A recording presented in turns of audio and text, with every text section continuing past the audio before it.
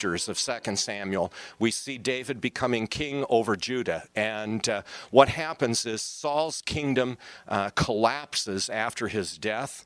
Saul's only surviving son, Ishbosheth, becomes the de facto king, following in his father's footsteps.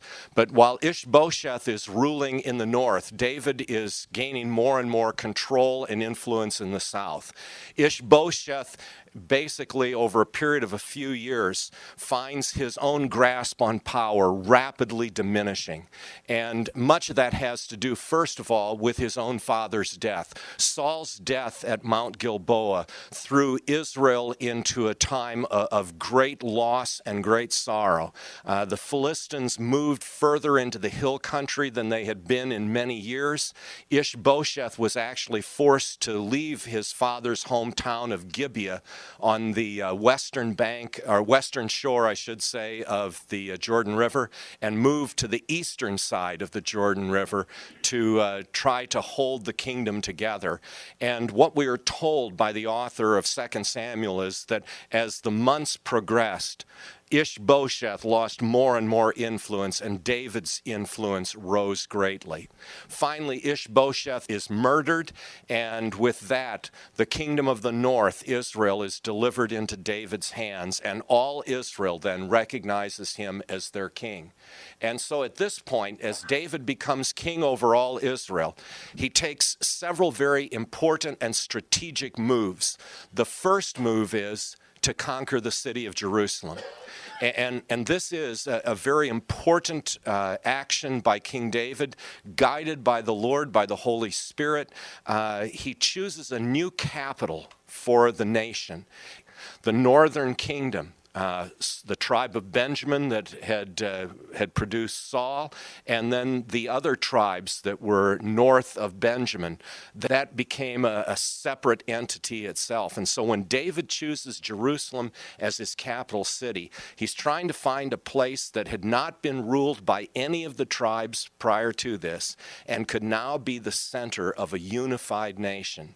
And so what happens, as it's described here in 2 Samuel chapter 5, David ends up capturing the city of Jerusalem that had been held by the Jebusites.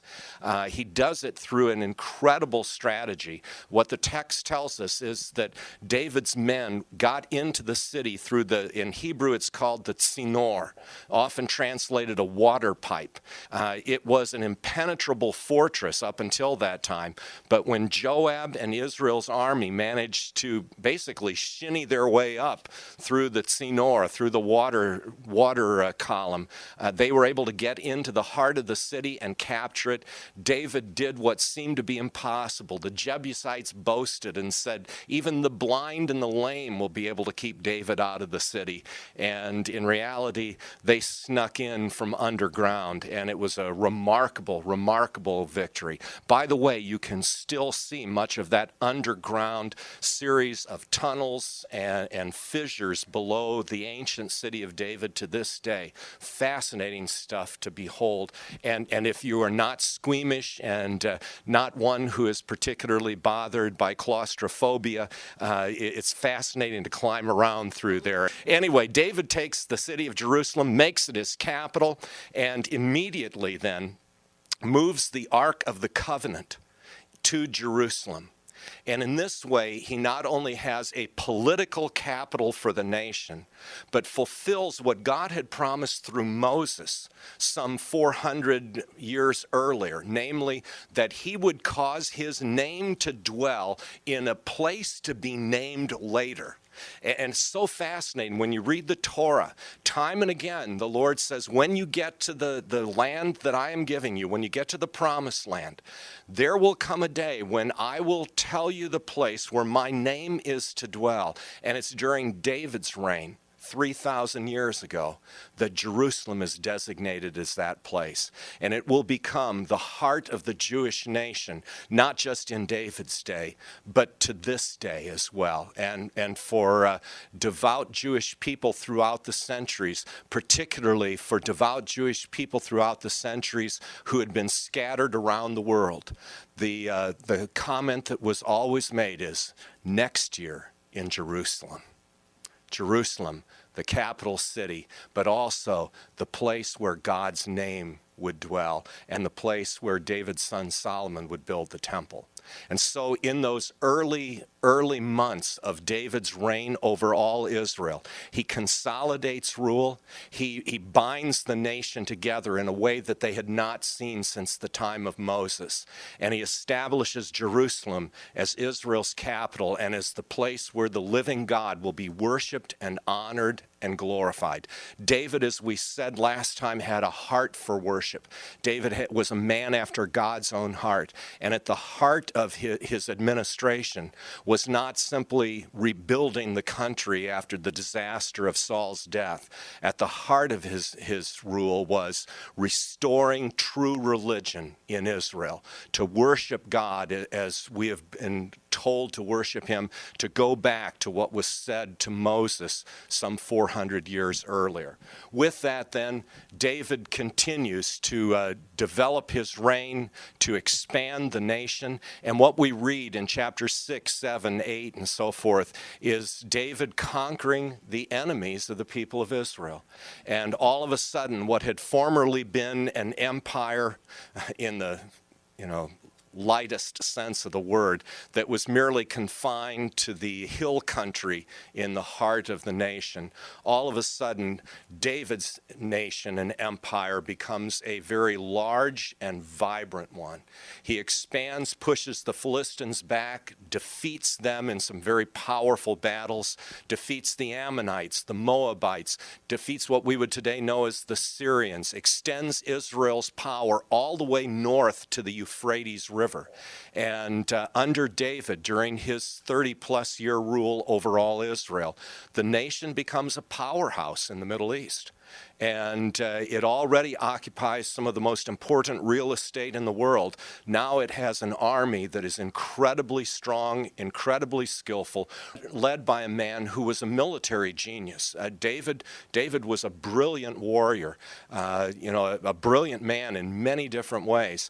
But David now establishes the nation, and everything that we see is God bringing to David individuals with incredible gifts who have a heart for God, a heart for their country, and Israel experiences a golden age unlike anything they have seen since the days of Moses. But along with that comes great tragedy as well. David is a man after God's own heart. David is a man who has a heart for worship. But David is also a sinful human being, and one event in particular will forever mar his reign. And that is the incident that occurred with Bathsheba. It is described in 2 Samuel chapter 11, the aftermath in chapter 12. The basis of the story is this. David, as best we can tell, and again, it's difficult to get exact chronological pinpoints during David's reign, but in all likelihood, on the best evidence that we have, David was probably in his late 40s, experienced what we in contemporary American society would call a midlife crisis, and had a fling with a young woman whom he saw walking on the top of his palace in Jerusalem. She had been bathing, he was walking around, happened to notice her, invited her over to the palace, and the rest, as they say, is history.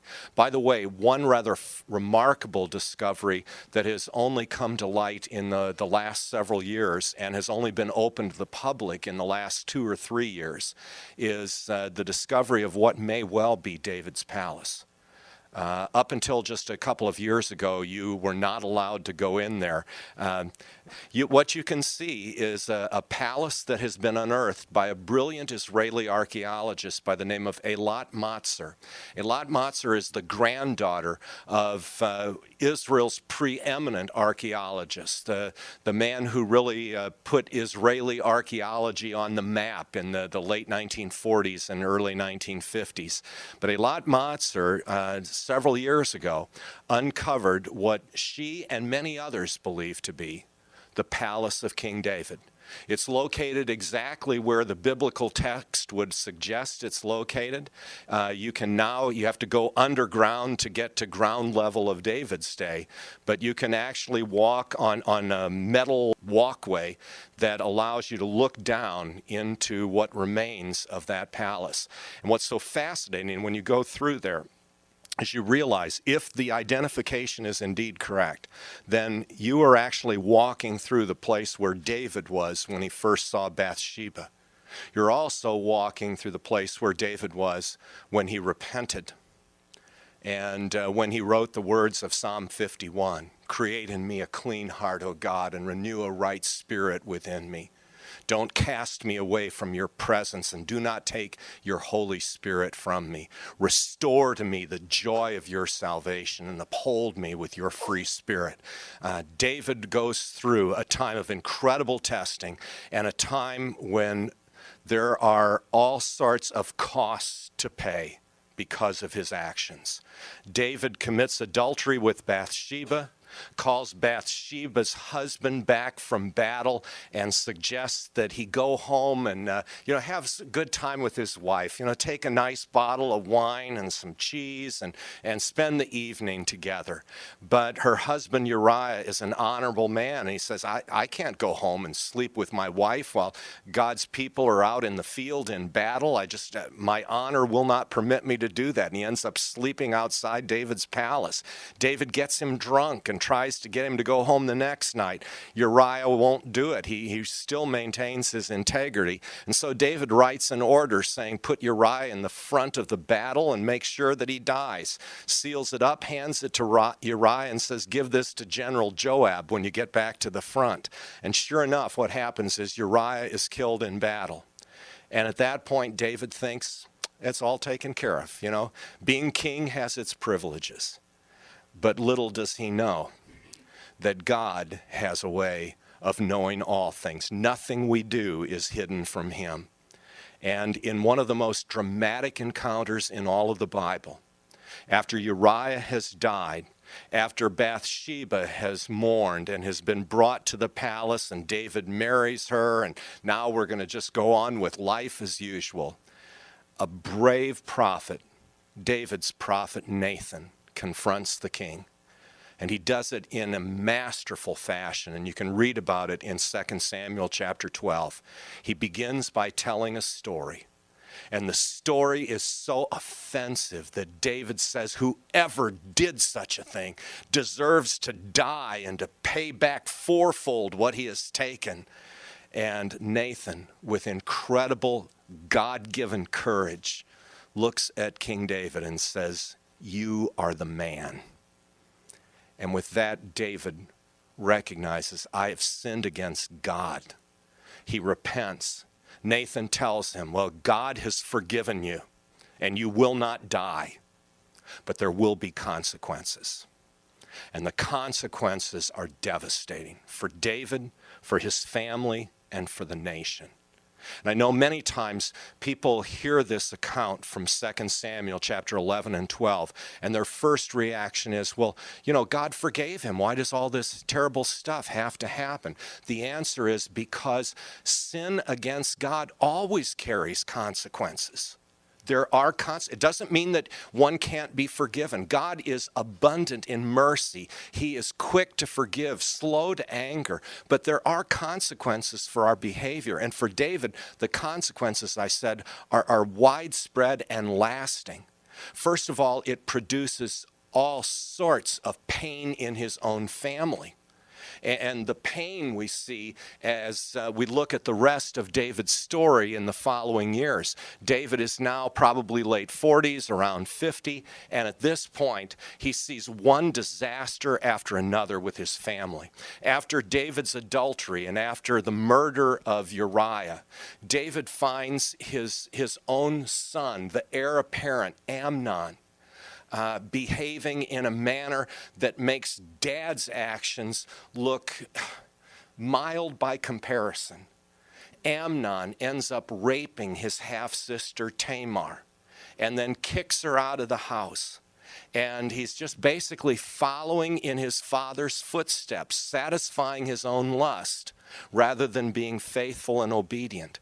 The end result, Tamar's brother, and keep in mind Tamar was the half-sister of Amnon because David had a number of wives, but Tamar's brother, Absalom, it just holds all this anger inside, and 2 years later actually kills Amnon at a drinking party. At that point, Absalom has to flee the country. And after David recovers from all that's gone on and is consoled after Amnon's death, David begins to long for Absalom. His general Joab brings about a scheme to bring Absalom back, and Absalom is brought back, but it doesn't resolve the issue. There is a simmering and bubbling anger that is consuming Absalom. And Absalom will end up turning on his own father, leading a rebellion against David, inciting a civil war within the nation. Absalom is a handsome guy. In fact, all of David's kids who are described in Scripture, they were apparently a good-looking bunch, really good-looking people. But Absalom is a brilliant guy, and he masterminds an incredible scheme to oust the king. He almost succeeds. The only thing that saved David was God. It's just that simple. And here too, in Absalom's rebellion, we see the consequences of David's sin against Bathsheba. Not only does David's own son turn on him, but David's closest advisor, Ahithophel, allies himself with Absalom and the rebels. And throughout the centuries, many people have questioned, well, why did Ahithophel do that? To the best of my knowledge, no one figured it out until the early 20th century, when that fascinating man from Wales that I mentioned in our first class, who had studied the Scriptures and read them through over and over and over again, Brother Joe, saw something that at least we don't have in writing that anyone else caught on to it. But what he discovered was this: Ahithophel was the grandfather of Bathsheba. Ahithophel saw what David did to his granddaughter's husband, killing Uriah and getting by with it. And when the time came for David's own son to rebel against the king, David's close advisor Ahithophel turned on him and basically sought justice for his granddaughter and for her husband. And with that, things went they went into the pit in a hurry. David has to flee Jerusalem. He runs for his life. Were it not for another advisor by the name of Hushai, David probably would have been killed. But Hushai was sent back, and God worked in such a way so that Absalom listened to Hushai rather than to Ahithophel. And the result is that in the end, David triumphed and Absalom lost. Absalom apparently had a larger army. He had the people behind him. David, on the other hand, had a small corps of very, very disciplined soldiers. David's soldiers, the 3 and the 30 and those attached to them, were some of the finest fighting men of their day. We would call them the equivalent of special forces today. These are individuals who accomplished far more than any average run-of-the-mill trooper would be able to accomplish. And they fought boldly and courageously for David, ended up saving his regime. After that, there were still repercussions, and they had to put down another revolt by Sheba, and you can read about all of that in 2 Samuel. It is a sad and a tragic story, and it greatly left a black mark on David and his legacy, all because he had sinned against God by sinning with Bathsheba and by participating in the murder of her husband. David was a good man, but in this instance, David sinned grievously against God, and only by God's mercy was he spared. But it also then sets up what will happen later on. And that is where 2 Samuel comes to a conclusion. We have David speaking his final words. We have a final psalm of praise that David writes. And as we move into 1 Kings, we see David in the last months of his reign trying to consolidate things for the next king. And it's here then that we pick up with the story of David's successor, his son Solomon. Solomon, like David, will reign for approximately 40 years. We don't know how old Solomon was when he became king. The Bible tells us that he ruled for 40 years, but it doesn't give us his age at the time he is seated to the throne. What we do know is he was a young man. In all likelihood, on the basis of the material that we have in the scripture, he was probably in his late teens. May have been somewhere around 18, 19 years old when he became king over Israel. But David ends up dying at the age of 70 in the year 970 BC. His son Solomon comes to the throne in the final months of David's life. And what 1 Kings tells us is that during those final months of David's life, there was still all sorts of scheming going on among David's sons. Adonijah was the oldest of the surviving sons of King David.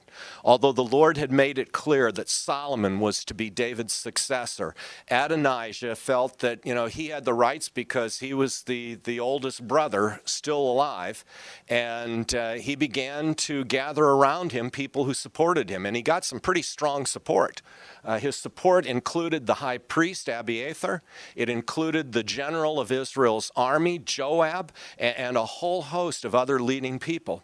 And where 1 Kings picks up is David is getting old. He is in the last moments of his life. He's having trouble keeping warm. And so they decide we need to have someone to take care of David, a caretaker for him, and someone who can keep him warm at night. And so a beautiful young Shunammite by the name of Abishag is chosen to care for David as his personal nurse. The Bible goes on to say that David did not have relations with her, but she slept with him to keep him warm and took care of him, and David lived in some degree of comfort in those final months of his life. But while all that is going on, his oldest surviving son, Adonijah, is having a huge party and making plans for the day when Dad kicks the bucket and he gets to be king. And in the midst of this great big party, two people intervene to restore what God had originally said is to happen. And those two people are David's wife Bathsheba and David's prophet Nathan.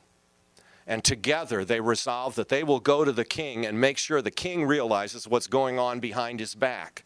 They come before David and they say, "Didn't you say that Solomon would be king? Didn't the Lord declare that Solomon would be king?" And David says, "Absolutely." "Well, do you know that Adonijah is already acting as king, and he's gathered a whole host of people around him?" And at that point, David takes decisive action. He's in the final days of his life. But David says it's not going to happen. And with that, he gives orders and says, "Take Solomon, go to the Gihon spring and anoint him as king over all Israel." By the way, you can still see the Gihon spring in the ancient city of David today. And in fact, if you go to the ruins of what may be David's palace, all you have to do is go slightly to the east and then to the south and go down, and you will get to the Gihon spring. The Gihon spring is the only source of fresh water in ancient Jerusalem. It is still bubbling up to this day. If you're not troubled by tight spaces, you can actually walk into the Gihon spring. You can experience it bubbling up at your feet. And if you're really in for some excitement, you can go through the ancient water tunnel that King Hezekiah carved out some 200 plus years after the time of David.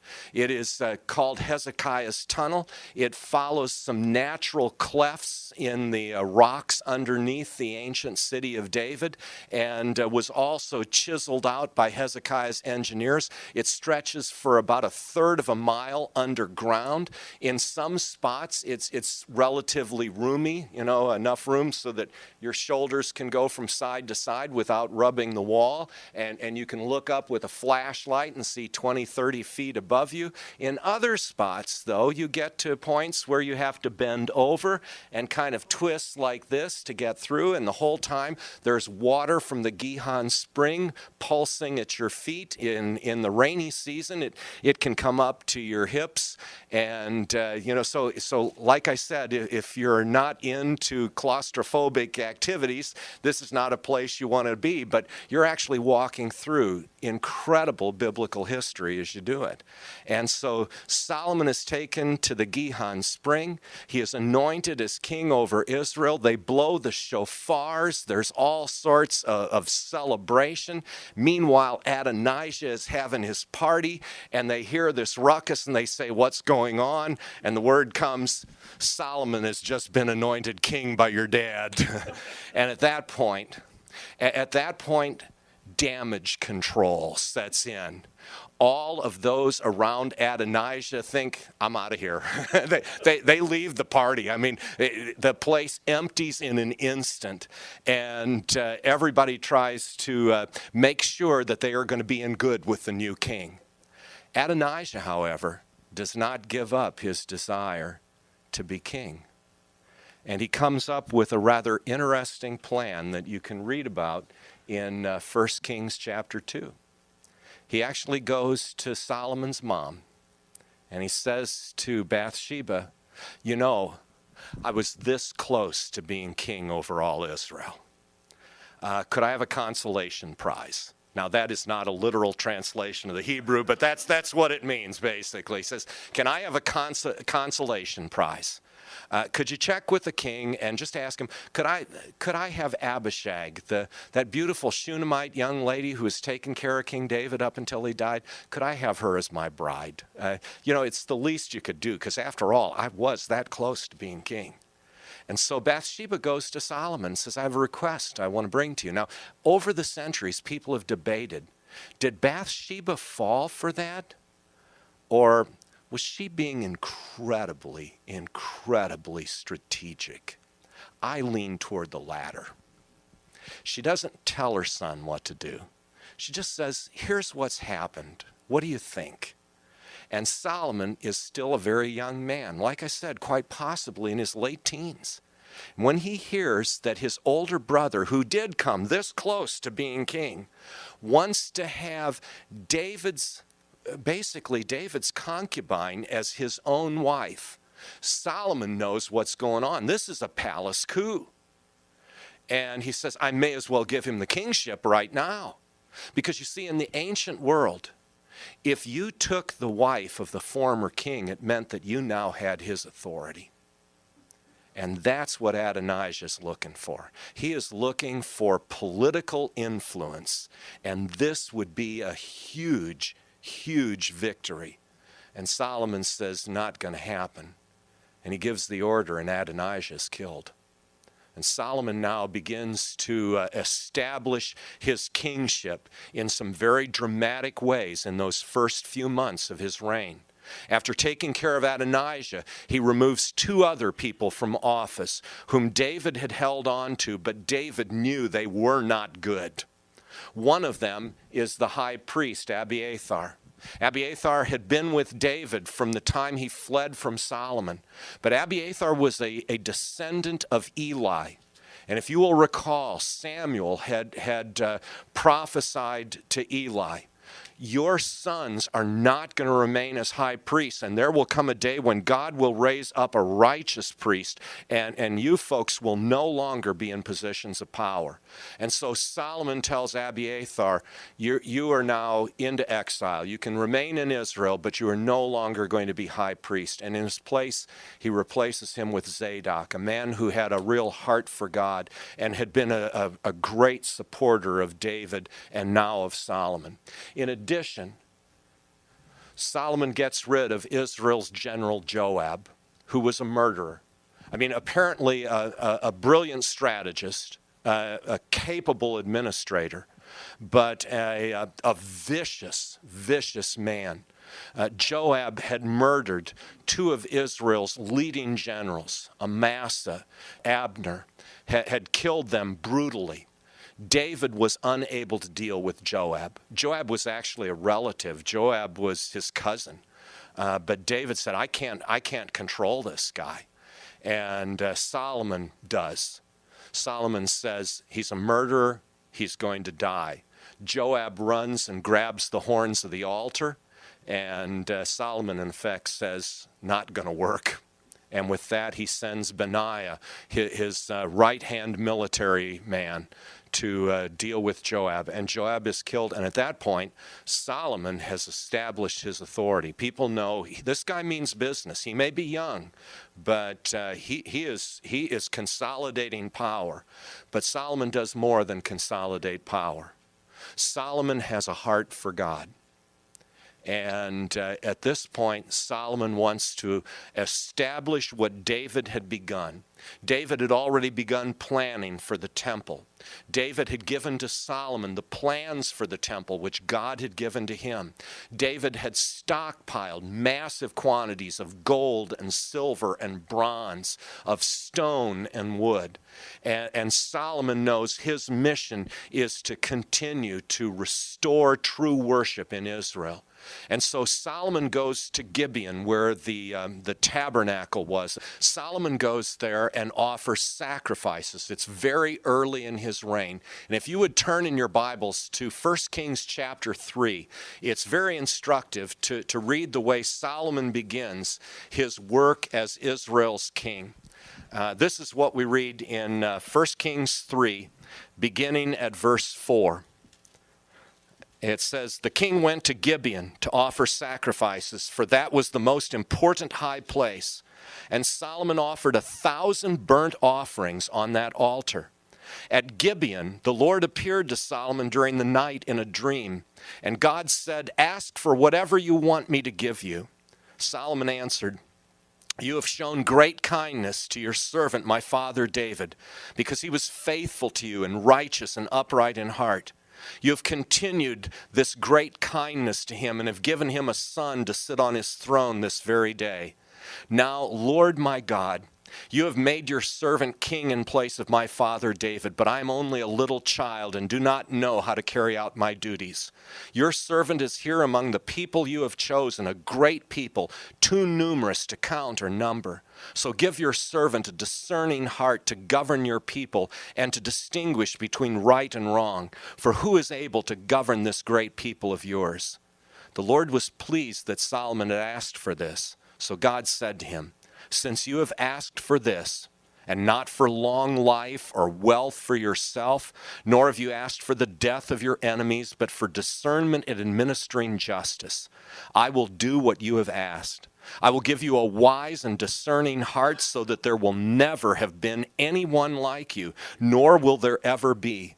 Moreover, I will give you what you have not asked for, both wealth and honor, so that in your lifetime you will have no equal among kings. And if you walk in obedience to me and keep my decrees and commands as David your father did, I will give you a long life. Then Solomon awoke, and he realized it had been a dream. And God ministers to Solomon in a powerful way in his sleep and speaks to him and gives him a promise that is just remarkable and unique in all of the scriptures. He is going to have wisdom unlike that of anyone else. And God will answer his prayer. Here's this young man realizing there are tremendous responsibilities on me. I've only been in office a matter of months, and I've already had to deal with rebellion from my brother. I've had to deal with some of David's key advisors who were working against me. I've had to stop things in their tracks and establish a new administration. Lord, I need wisdom, and I need wisdom to govern your great people. You have put us here for a purpose. Lord, help me. And God says, you have asked well, and I will give you what you ask, and I'm going to give you even more. And with that, we have an introduction to one of the most gifted individuals who ever lived on the face of the planet. A man who started so well and who could have accomplished so much and did accomplish a great deal, but whose life ended poorly. And that is the tragedy of Solomon. An individual who had such incredible opportunity and who ends up squandering it. And it is incredibly tragic as we see the rest of the story this evening, because ultimately it is all about finishing well, being faithful to the Lord our God, walking in his paths, not veering to the right or to the left from what he tells us to do. It means that we will be out of step with the world, but far better to be in step with God than be in step with what is culturally relevant for the time. Solomon starts on a great path and ends veering off at the end. And so, as we continue his story, we find this man who is blessed with wisdom. One of the classic events in Solomon's reign also comes very early on. It is well known, even among people who have not read the Old Testament lately, but it is the story of two prostitutes who came to the king for justice and judgment. Both of them came before the king. They were both young moms. The one said, I gave birth to a child. During the night, my roommate, who also had just recently given birth to a child, rolled over on her baby and it died.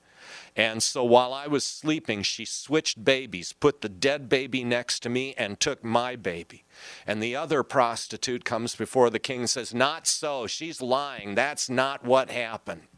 And so at this point, King Solomon is having to deal with two people who are basically saying, she did it, and the other saying, did not, did too, did not, did too. And Solomon at that point, young guy, keep in mind, I mean, quite possibly still in his teens or maybe 20, something like that. Solomon says, bring me a sword. And so the king takes the sword and says, now bring that child here. I'm going to cut the baby in half. You can each have half of him. And the woman who is not the mother says, yes. But the woman who is the mother says, don't do it, give it to her. I don't want my baby to die. And Solomon says, she's the mother, give her the baby. And at that point, all Israel looks at Solomon and says, wow, he may be a young guy, but he has wisdom beyond his years. And you can imagine how this emotion-charged instance would have galvanized the country. And they just said, did you hear what Solomon, did you hear what he said? Whoa, we have a wise and good king, a man who fears God and who desires for justice to be done in the land.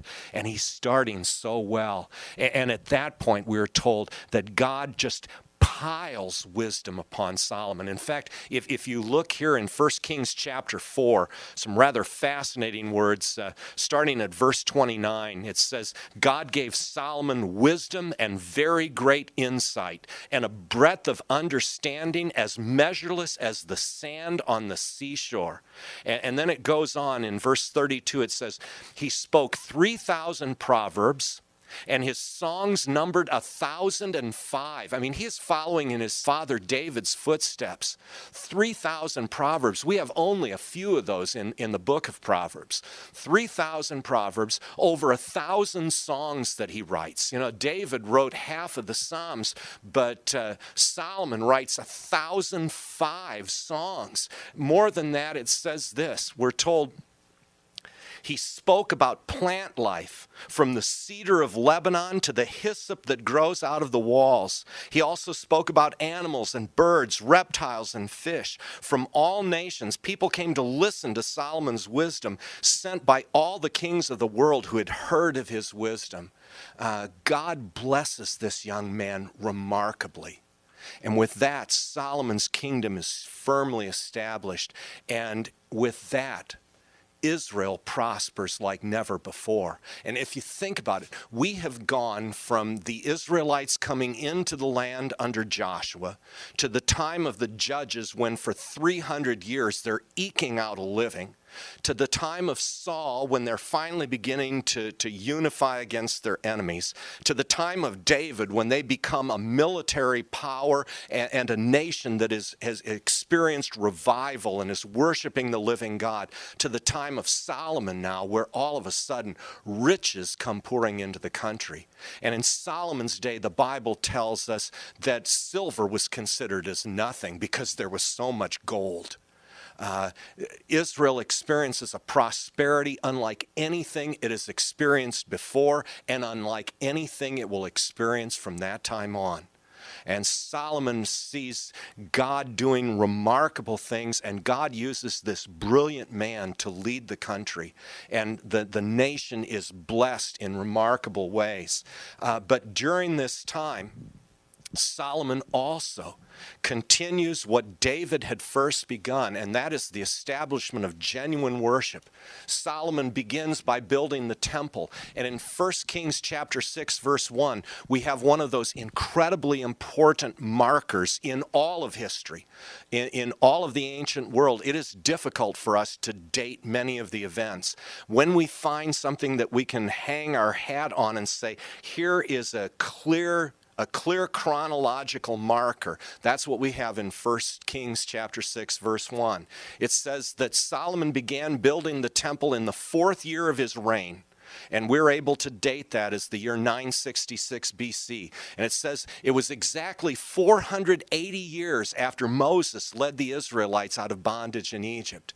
And by that we can go back and date the Exodus. And so 480 years before 966 BC is 1446 BC, the time of the Exodus. And Solomon now begins building the temple, and for the next 7 years, the temple is under construction.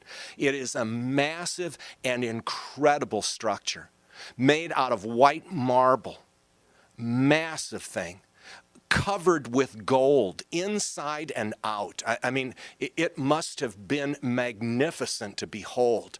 The tons of gold that were used in the construction of Solomon's temple, it's just breathtaking. And as you read the account in 1 Kings, you will be blown away by what you read there, even to the point of using gold nails to hammer in the gold plate that's on the holy place and the Holy of Holies. Israel is experiencing something unlike anything they have seen before. And then after the temple is constructed, Solomon builds his own palace. And right here you begin to see things starting to change. The temple, it took 7 years to build. Solomon's palace, 14. And it made the temple look small by comparison. All of a sudden, this individual who had started so well he's not only made a name for himself, he's looking out for himself. After the temple is completed and Solomon's reign is established, Solomon brings the ark into the temple, and they have a dedication ceremony, and it's one of the most phenomenal worship times that the people of Israel have ever experienced. And at the end of this, as Solomon is establishing true worship and building his palace, and Israel is becoming the nation in the heart of the Middle East, God comes to Solomon a second time. And here you see God's mercy and God's grace to this man. A man so uniquely gifted and so uniquely blessed. And God assures him that I will keep doing, but you need to have a heart that follows me. And so if you turn to 1 Kings chapter 9, verses 1 to 9, we see the second time God comes to Solomon and appears to him. And this is what he tells him.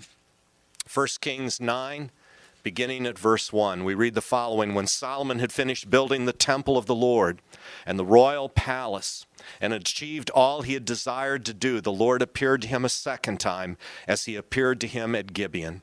The Lord said to him, I've heard the prayer and plea you have made before me. I have consecrated this temple which you have built by putting my name there forever. My eyes and my heart will always be there. As for you, if you walk before me faithfully with integrity of heart and uprightness as David your father did, and do all I commanded and observe my decrees and laws, I will establish your royal throne over Israel forever, as I promised David your father when I said, you will never fail to have a successor on the throne of Israel. But if you or your descendants turn away from me and do not observe the commands and decrees I've given you, and go off and serve other gods and worship them, then I will cut off Israel from the land I have given them and will reject this temple I have consecrated for my name. Israel will then become a byword and an object of ridicule among all peoples. This temple will become a heap of rubble. All who pass by will be appalled and will scoff and say, why has the Lord done such a thing to this land and to this temple? People will answer, because they have forsaken the Lord their God, who brought their ancestors out of Egypt, and have embraced other gods, worshiping and serving them. That is why the Lord brought this disaster on them.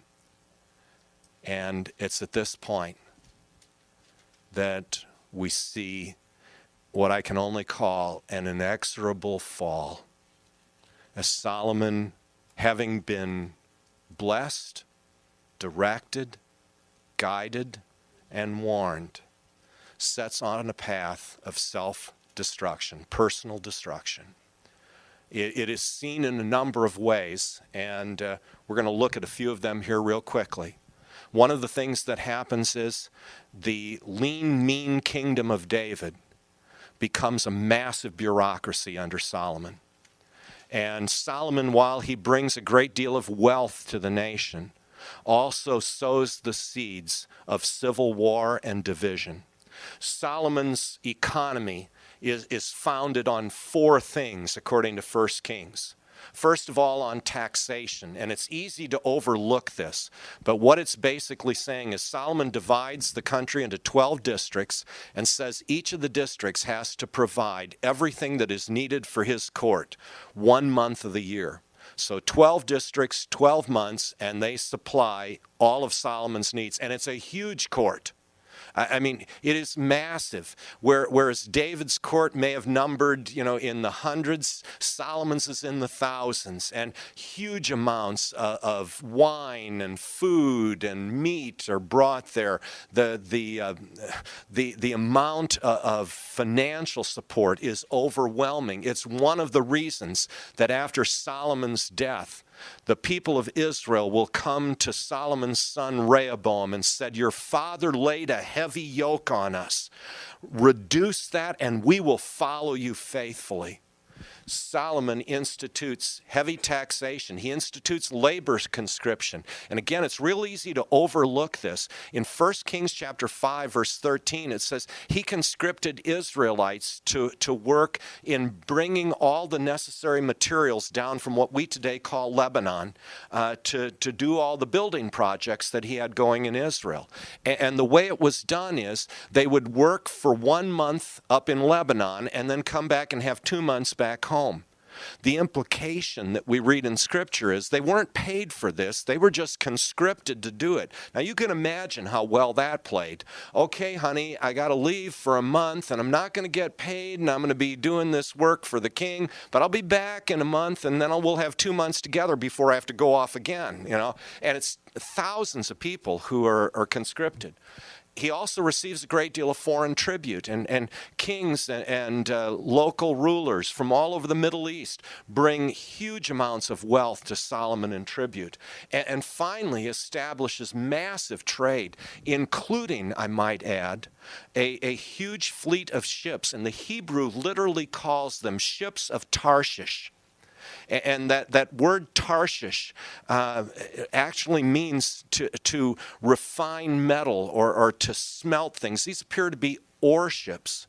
And we're told in 1 Kings 9 and then also in 1 Kings chapter 10 that Solomon had a fleet of ships that actually went out on a 3-year voyage and brought back massive quantities of gold.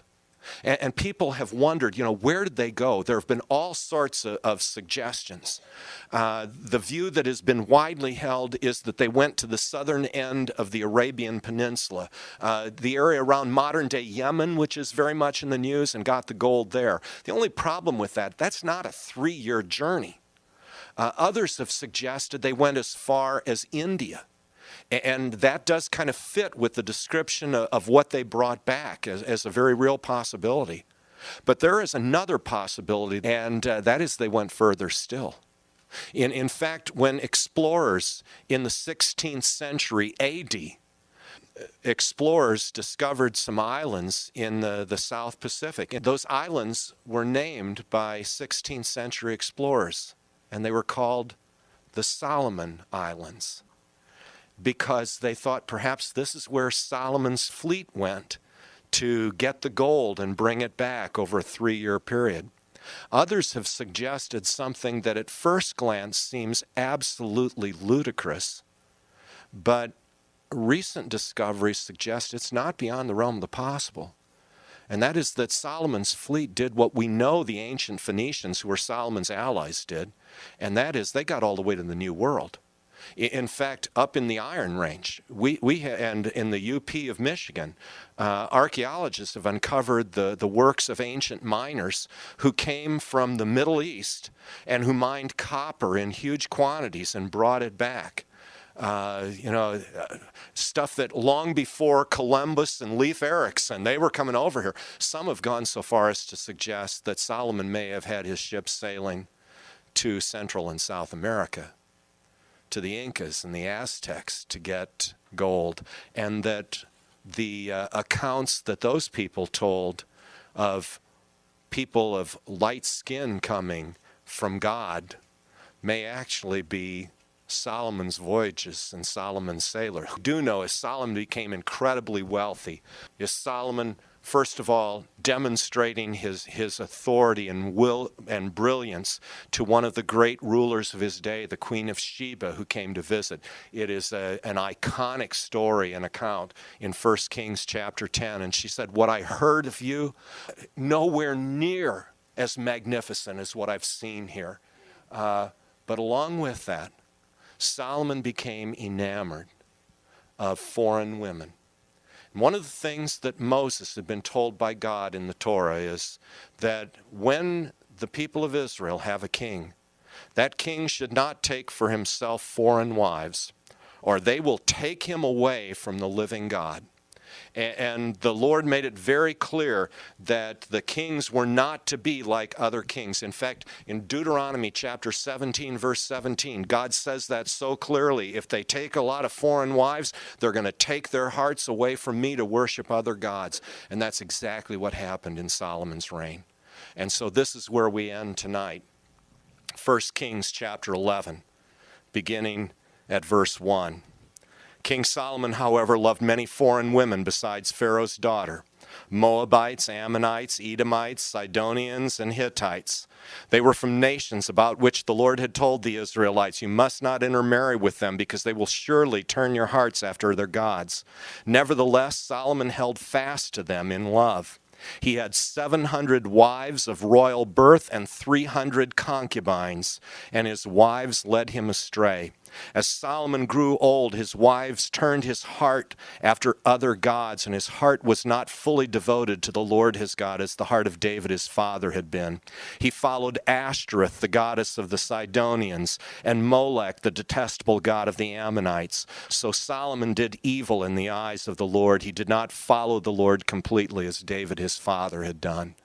And basically what happens is this incredibly gifted, wise man ends up falling prey to greed and sex, and it destroys him. Is Solomon, who had been so richly blessed of God, blew it in the end. And therein lies the warning for us: finish well. A man's life does not consist in the abundance of his possessions, Jesus said. Seek first, which means seek above all else, the kingdom of God, and all these other things will be added to you as well. Solomon started well, ended poorly, And what the Lord is calling his people today to do is to learn from this. The Apostle Paul said to the Corinthians, these things were written down for our instruction, on whom the end of the ages has come. This is not just a history lesson. This is a lesson about walking by faith, and a reminder that even incredibly blessed people can make horrible choices that will have lasting implications, not just for their children and their children's children, but eternally as well. And what the Lord is saying to us is, follow me, trust me, walk by faith and be obedient. We are not saved by our obedience, but when we're saved, we will be obedient.